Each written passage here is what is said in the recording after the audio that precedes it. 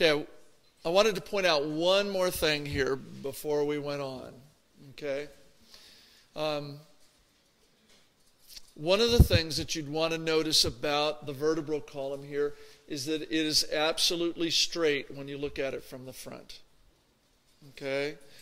The vertebral column, as you'll see, does have some curves in it, but they should not be side-to-side curves.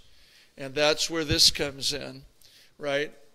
There is an abnormal curvature of the spine where the spine curves laterally.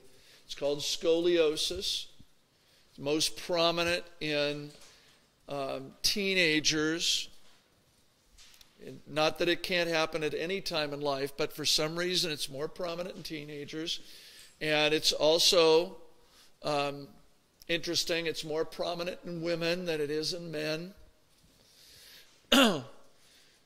So the spine, the vertebral column, if you're looking anterior posterior, should be absolutely straight and have no lateral curvature in it like you see here. So make sure you can recognize the term scoliosis. If you're in medical work, you'll run into it at some time or another. Now, as we said, the vertebral column is curved. Okay, and when you look at this from a lateral aspect, you can see that there are 4 major curves here. And they're basically named for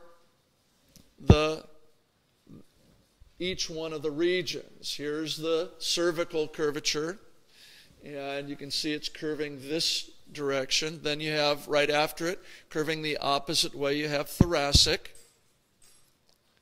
and then lumbar, and then finally the sacral curve. Now the sacral curve is 2 pieces, right? It's the sacrum and the coccyx, but they curve together. So even though there's 5 regions that we talk about here, there's only 4 curves. You want to make a point of understanding that. So these curves are very important to the structure of the vertebral column, to what it's doing. For one, the curves give the vertebral column a little bit more compression, a little bit more shock absorption.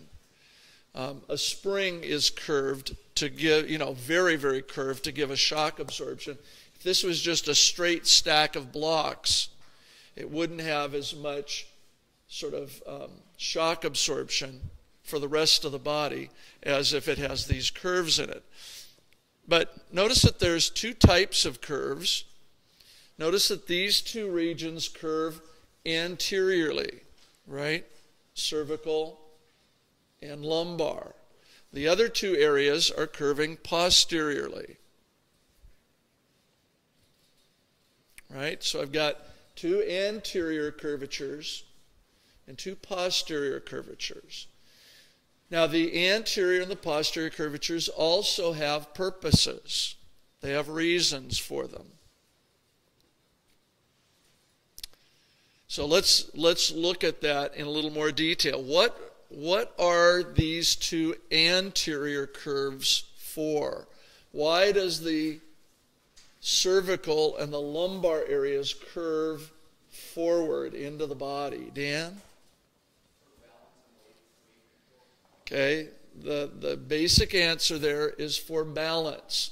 Probably the best way to see this is look at the skull here sitting on top of the cervical vertebra. What would this be like? Anytime you want to think, why is that the way it is? Think of, well, if it wasn't that way, what would happen? For example, what if these vertebrae didn't curve forward? What if they were out here where these thoracic are? If they attached here, what would your head be doing? Yeah, if it was attached back here, the head would be falling forward, wouldn't it? And you'd have to have some massive muscle, and you'd have to be using that muscle all the time to hold your head up. Instead, the cervical vertebrae curve very far forward, right? And the skull is balanced right over it. So it takes very little muscle. It just takes a little bit of balancing muscle to keep the head where it belongs. It's not a heavy exercise. You see this in many foreign countries where people don't have vehicles to carry heavy loads to market. You'll often see people carry a big basket or a big load of stuff right on their head. And it's a lot easier than carrying it on your back where you have to bend over, in a sense, because you just, if it's balanced straight over your body, right, you don't have to do a lot of extra effort to try and rebalance your body for some load that is placed to the side of you somewhere. Even if it's, the best place is probably on your back, but you've still got to bend your body to try and carry that load. With something on your head, you can just walk normally, right, and keep that where it belongs. So, now, it's real obvious that it happens here. Sometimes it's not so obvious here, but you have to understand that every bit of weight above your waist, how much of your body weight is above your waist? It probably varies from person to person. Let's just say half. Your thighs and your hips and stuff are pretty formidable. But if we just said half, if we said half your body weight is above your waist, what supports all of that weight? Your head, your chest, your arms, all of that. All of that weight bears on what? These lumbar vertebrae. And again, if they were out in the back and you had all this weight bending forward, you'd have this you'd have to have huge amount of muscle back here to balance that. Instead, these lumbar vertebrae curve very far forward. Now, if you really look at somebody's back right here, you can see that the muscle part of the back is out, and there's usually a pretty good dip here into the lumbar area.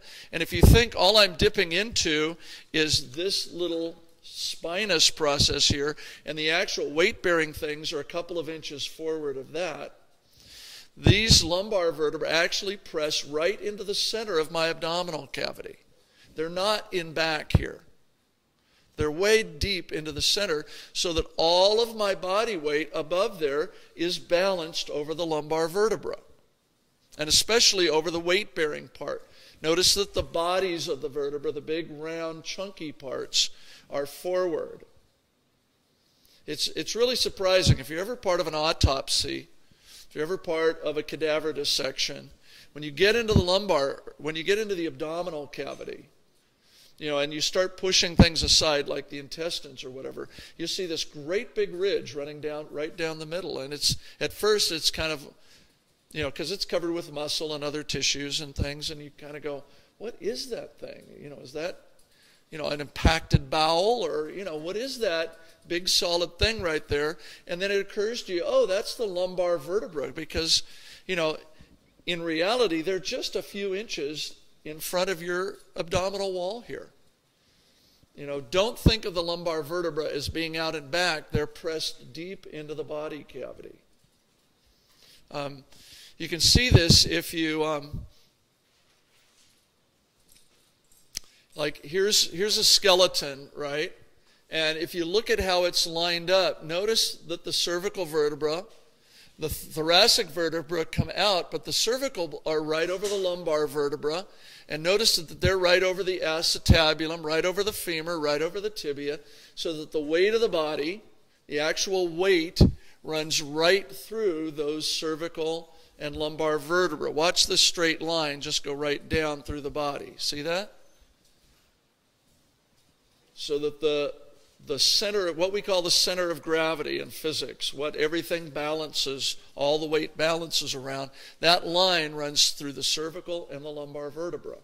Whereas the sacral curve is way out here, the thoracic curve is way out here, but it curves back in so that the center of gravity, everything is balanced over those two areas.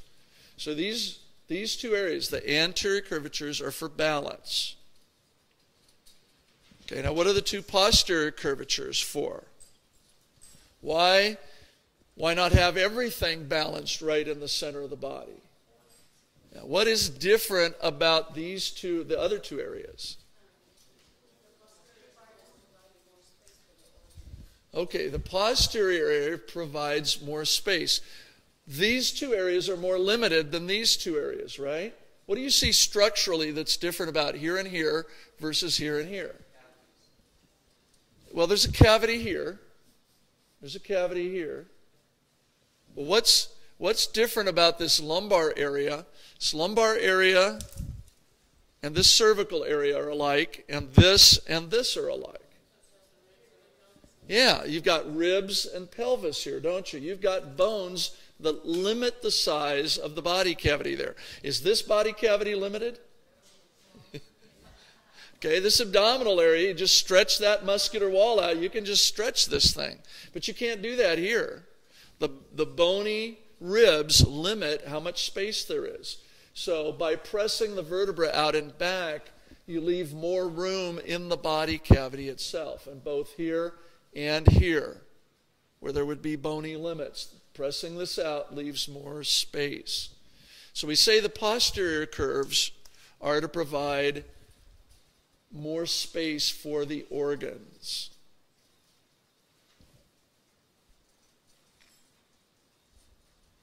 So there is this springiness to the curvature of the spine that is good, but each set of curves also have a major purpose here. That makes sense? See how this is working here?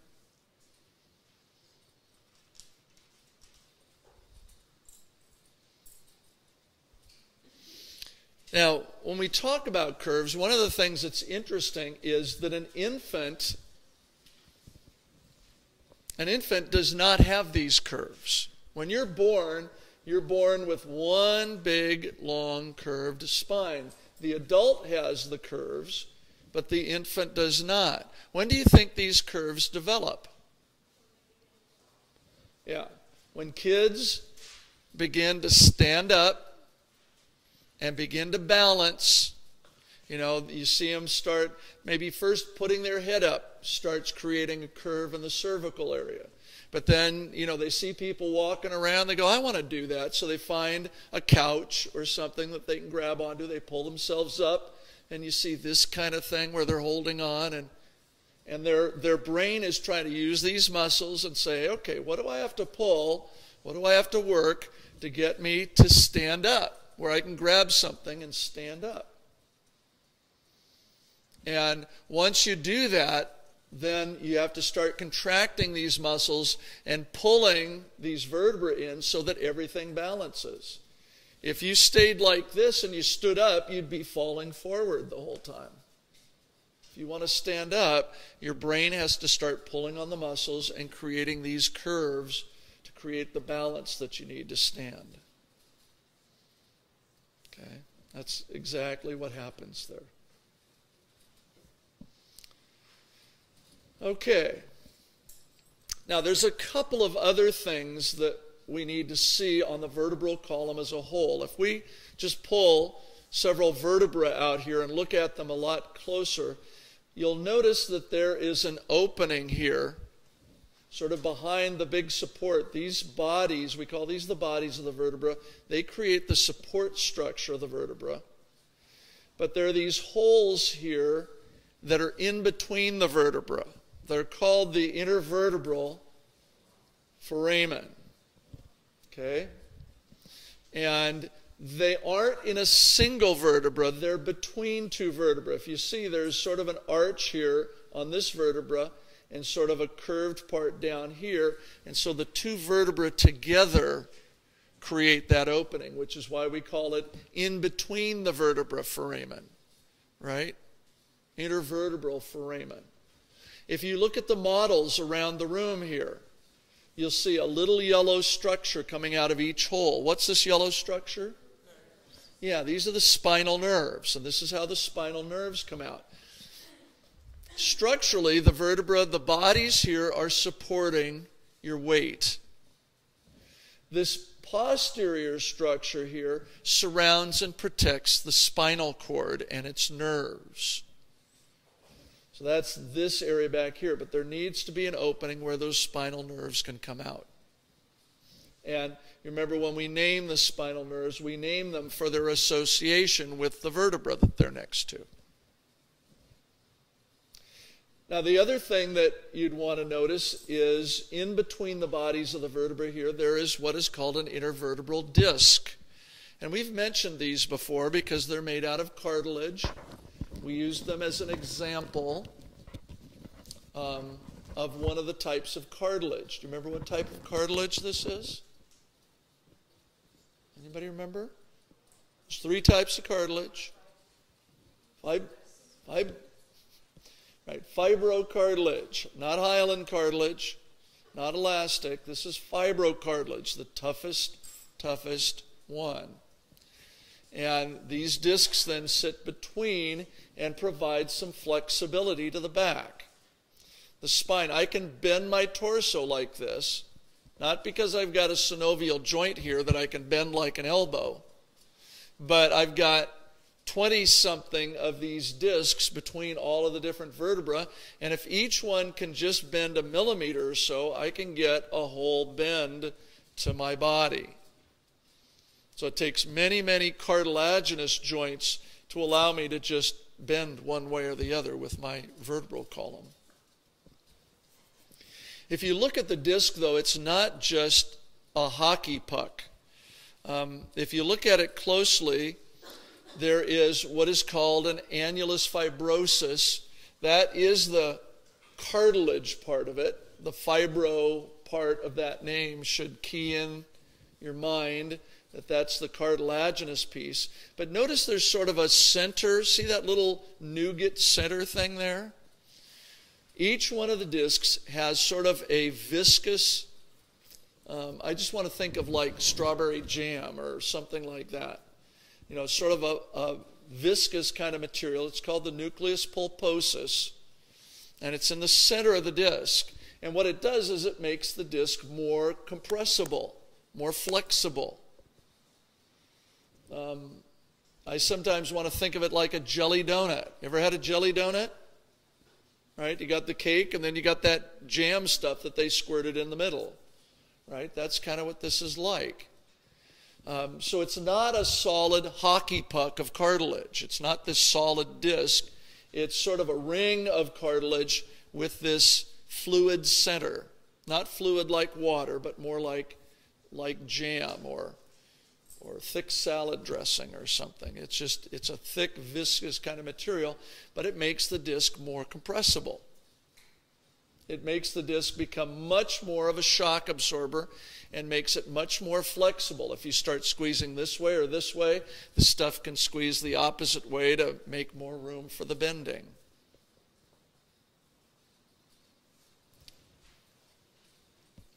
If you look at the disc from the top, if you take one of the vertebrae off, look from the top, you can see the fibrous nature of the cartilage here in this central nucleus.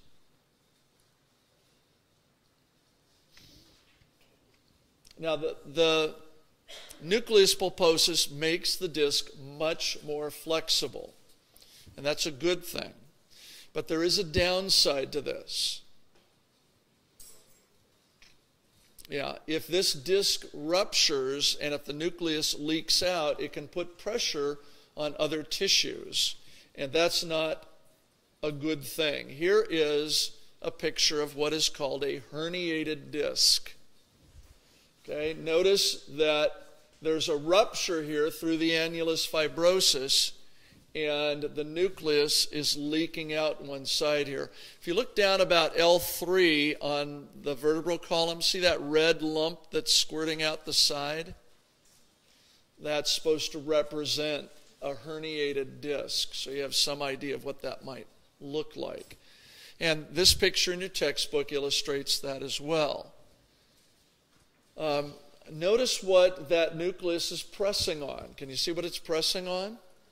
Let's put some labels on this. Here's the annulus fibrosus, right? Here's the nucleus pulposus. Notice the spinal cord here. See how the spinal cord is kind of in the center of all of that bony structure in the back for protection. And then here's the spinal nerve, right?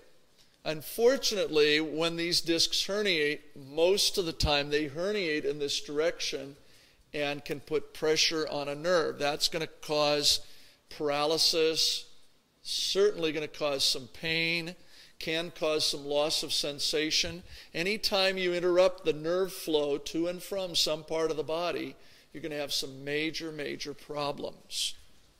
So if you've ever heard of anybody, if you know somebody, almost everybody knows somebody that's had back problems of some kind.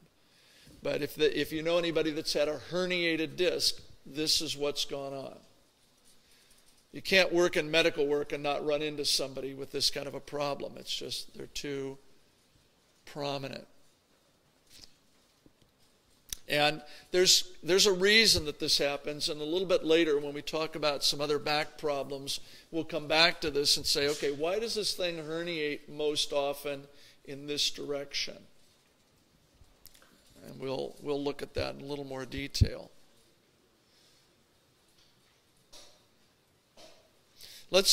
There are three major back problems that you want to know. We've already talked about one of them, right? We've talked about scoliosis, haven't we?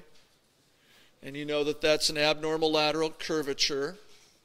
Okay, it would look something like this in an x-ray. I think you can partly make that out. Notice how the vertebral column, or, you know, here's an example of one that's quite deformed.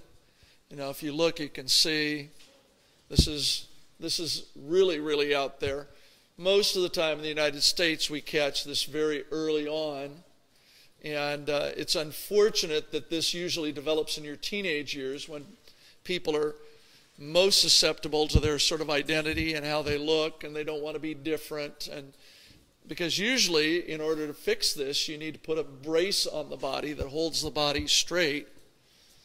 We don't know why it happens for sure. My guess is probably one side of the body is growing more quickly than the other. It may be that women have less structure because they typically have less connective tissue than males do. So it may be a little more prone to being flexible. Did you ever do the little experiment in elementary school? Did you ever plant a seed in a cup, put it by the windowsill, and watch it grow? That's one of those things you do as a kid. If you put it by the window, which way does it grow? It grows towards the light. Why does it bend toward the light? Why doesn't it just go straight? There's a growth hormone in the stem, and it turns out that light destroys the growth hormone. It breaks it down. And so the shadowy side of the stem grows faster than the side facing the light. And so if this side of the curve is longer than this side, what's going to happen? It's going to bend, isn't it? Right? And my guess is probably something of the same is occurring here. If one side of the body was growing just a little bit faster than the other side, you could begin to develop this curve. Now, if you straighten it out and let the body finish growing, but force the body to be straight, the other side's going to catch up. Problem is if you just let this go and let it go and let it go, as you get to here, and then you get more here, and then, you know, pretty soon you've got major sort of problem. So this is scoliosis. Now, a second back problem, abnormal curvature, is called lordosis. Lordosis. And this is an exaggerated lumbar curvature. Okay, some people would call this like swayback. You often see it temporarily in pregnant women, right? When you're carrying a whole lot of extra weight down in this abdominal area, it causes the body to fall forward. So what does a person do in order to get themselves back upright? Right? Now you do this, but you also need to kind of push some of the weight here back so that you get the lumbar curvature in the right place, but it's going to have to curve a lot more. Right? You can't just kind of straighten up like this. You'll still fall forward, right? You've got to put some body weight out and back, and that creates an exaggerated curvature. It would look like, kind of like this. Compare the two curves that you see here, right? The normal spine pushes these vertebrae deep into the center of the abdominal cavity so that the body's balanced around it.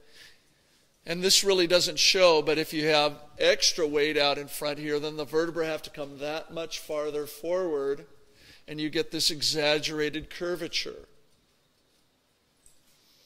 So that sway back is technically called lordosis. Now I want to call your attention especially to this, because this is what often leads to the problems with the discs. If this curves more, the disc in here is going to get pinched on one side or the other. Which side is it going to be pinched on more than the other? The posterior side of the disc or the anterior side? Yeah, can you see that if I curve here, this is probably going to spread a little bit, and this is going to pinch a little bit. And that pinching of the posterior side, that squeezing on it, makes it weaker. And if the disc is going to herniate, it usually herniates posteriorly against, you can see the intervertebral foramina here. This is where the spinal nerve would be. It's going to herniate back toward the spinal nerve, unfortunately. Now, this can also lead to a second disc problem. What's going to happen here to the front, right? I can kind of do this. If I take the lumbar vertebrae here and just kind of lordose them, like that, you can see that they're going to get pinched in the back more. What's going to happen out here in front, though? They're separating, aren't they? Now, this isn't going to happen instantaneously. This isn't going to happen in a day, but years and years and years. That's why it's not going to be a problem for a pregnant woman. But somebody that carries a lot of extra weight, or maybe they have a job where they're carrying heavy things in their arms all the time, right, are going to develop this lordosis. It's going to slowly spread the connective tissues here. The discs and the bones are supposed to stay attached, tightly attached. But if I stretch, and then one day I twist or turn some way, and the connective tissues come apart in here, if the disc separates from the bone, I now have what's called a slipped disc, right? The disc and the bone no longer attached, and every time I move, those things are going to rub where they shouldn't be rubbing. And that's going to create inflammation. It's going to cause swelling, which is going to put more pressure on it, which is going to create more friction. And you have this tremendously painful process going on at one of the disc areas of your back. No, cracking your back doesn't have anything to do with this. This is all caused by the pressure that you're putting on these discs and the amount of lordosis you might be creating. Some people have a big bone structure and they carry more weight naturally. And they don't have any lordosis. They just carry more weight to their body. But if you're carrying especially abdominal weight here more than you should, and you're developing this lordosis, then you're just setting yourself up for disc problems. You really are.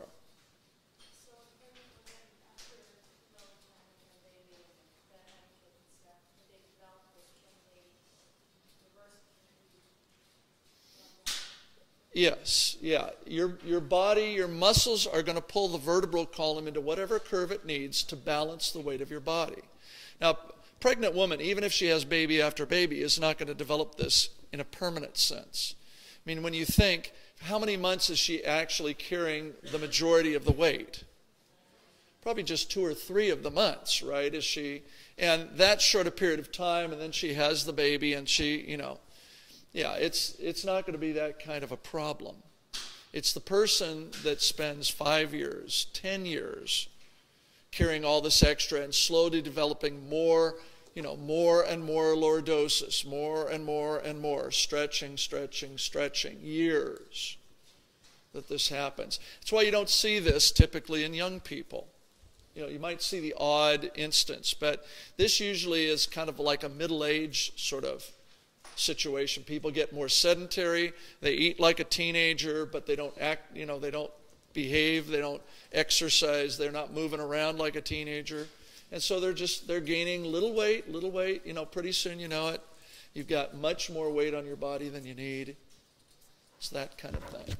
So lordosis does lead to these other situations, which is problematic. Okay, so scoliosis and lordosis. What's the third one now? Third one is called kyphosis. It looks like, when you look at it, it looks like kyphosis. I always want to say kyphosis, but if you want to be technical, it's kyphosis. Think of like a key in a lock. And this is an exaggerated thoracic curvature. What would we call this if you had too much curve in your thoracic area? Yeah, kind of like a hunchback or a humpback or whatever. It's going to look something like this. Right, depending upon how, I mean, I've seen elderly people bent over so far that, you know, they can't even put their head up. Right, which is sometimes happens. What? Yeah, this is more prone to elderly people. Do you know what causes this? Yeah, this is most often caused by osteoporosis, which is why it tends to hit elderly people more. Not that you won't see somebody younger with this, possibly, but mostly you're going to see it in elderly people. And basically it's, again, something curves. If one side of the curve is longer than the other, you're going to have a bend, aren't you? And what I want you to do is think back to our study of bones.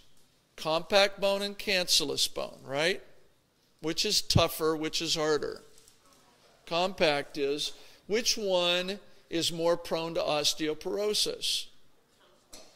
Cancellous, right? If you start removing some of those little girders, the whole thing can crush. You got to remove a lot of compact bone to get it to crush. So if you look at the anterior side of the bone with these bodies, and you look at the posterior part of the bone with all the little spinous processes, you've got a lot more compact bone in the back than you have in front. These bodies right here are basically cancellous bone with a little compact veneer. So when you have osteoporosis that affects your vertebral column, it mostly affects the bodies here in front. And if they crush, if you lose enough girders that they begin to crush and get smaller, the curve gets smaller here, the curve stays just as long out here, and so the whole thing begins to bend forward. You get this exaggerated curvature. Okay? So, kyphosis. So, just summarize this now. Scoliosis, lordosis, kyphosis. And each one of these, it's just interesting that each one of these is more prevalent in a certain age range, right? Scoliosis when? Yeah, teenagers, right? Lordosis most often in sort of middle-aged people, right? And kyphosis in older-aged people. Not that any of these can't happen in any one age, but we see more of this in each one of those age ranges than the others.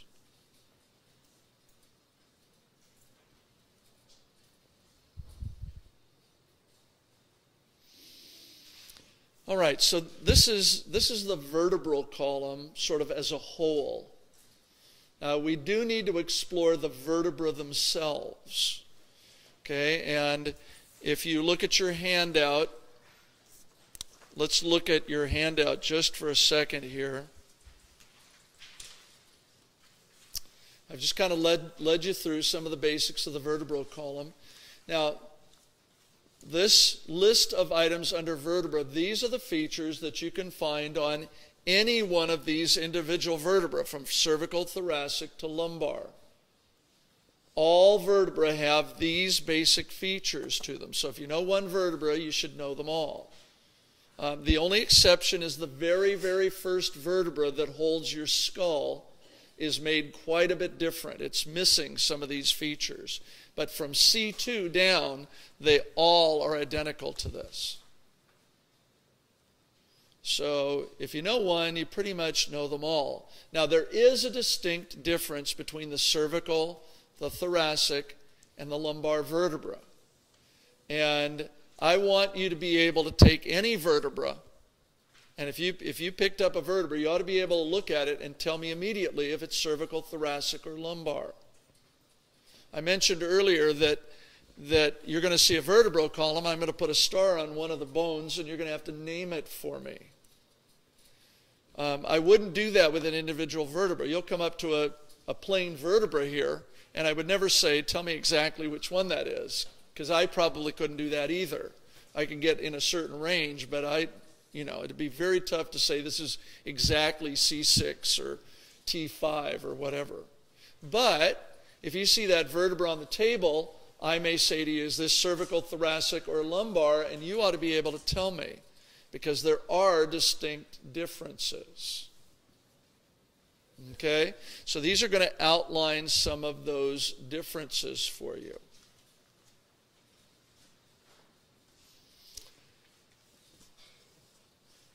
Let's look just for a moment at the vertebra. There's two things that I want to show you real quick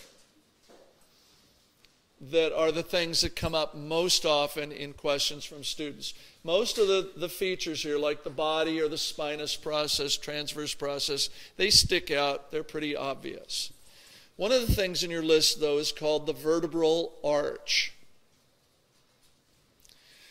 Now, what you need to see, if you could just, can you in your mind take these three features? Can you take the two transverse process and the spinous process off for a minute? If you do that, here's the body, right? And then here is an arch of bone. Do you see it? There's an arch of bone here that surrounds this opening. This is called the vertebral canal. Do you know what's in that vertebral foramen right there? Yeah, the spinal cord is right here. Okay, the spinal cord sits in this vertebral foramen. Do not mistake this for the intervertebral foramen, right? Which is the one on the side between two bones. This is the hole in the back of the vertebra here that protects the spinal cord. All right, everybody see where we're looking down on the top of a vertebra so we can see this vertical. If you stack all the vertebrae, there's a vertical tube running through the spinal cord, isn't there? Or through the vertebral canal. So this arch of bone that protects the spinal cord is called the vertebral arch. It's actually made up of 4 distinct pieces of bone. Let me show you these. Okay? These 2 areas here are called the pedicles. Okay? The pedicle is the piece of bone that comes from the body and connects it over to the transverse process. Right? So these are called the pedicles. Now, from the transverse process over to the spinous process is a piece called the lamina. Right? And there's 2 of these. Right? So together, 2 pedicles and 2 lamina create the entire arch. Does that make sense? See how that works? So that's the arch of bone, 2 pedicles and 2 lamina. Okay, so that's the first one that students have problems with. The other is finding the articular facets and the articular processes. The vertebra, when they attach to one another, you have these discs here between the bones, and so the bones are in a stack. And these are actually joints. When we list the joints, one of our joints is going to be the cartilaginous intervertebral joint. Right? It's going to be a symphysis. Remember, the symphysis is the type of cartilaginous joint formed from fibrocartilage.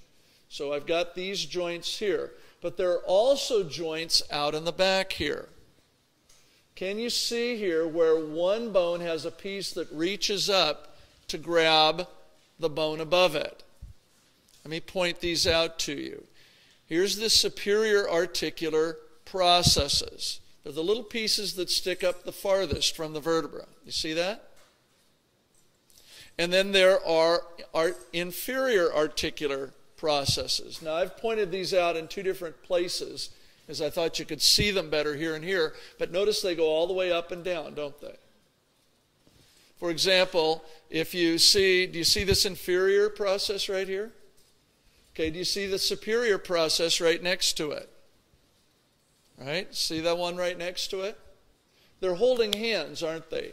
Every vertebra holds hands with the vertebra below it and the vertebra above it. These are called articular because they form a little synovial joint. You see the little synovial joint there right in between? See it right there? There's the synovial joint between the two articular processes, right there. And every vertebra holds hands with its neighbor above and its neighbor below. If you have a single vertebra, like this would be the superior articular process, and this would be the inferior articular process. Everybody see that? Now, one of the tricky things about this is that these can look different from each segment. Like the cervical processes here look a little different from the thoracic, and the thoracic ones look a little different from the lumbar ones. So when you're handling the bones, you want to make sure you can find the places where the bones hold on to each other in the back, these processes, and look at how they're different. Make sure that you see how these are different.